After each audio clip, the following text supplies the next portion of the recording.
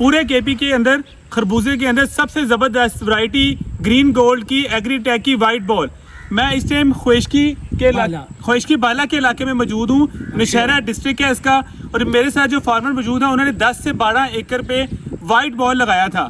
माशाल्लाह से आप इनकी खुशी देख सकते हैं और इनका ये रिक्शा देख सकते हैं।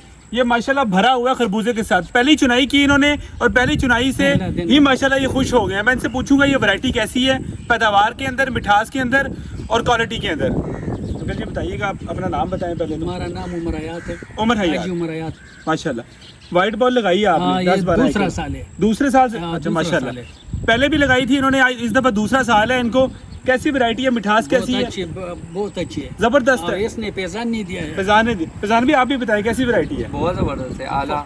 मतलब फार्मर खुश है, इसका मतलब ये है कि ये खुश है, जबरदस्त वैरायटी है।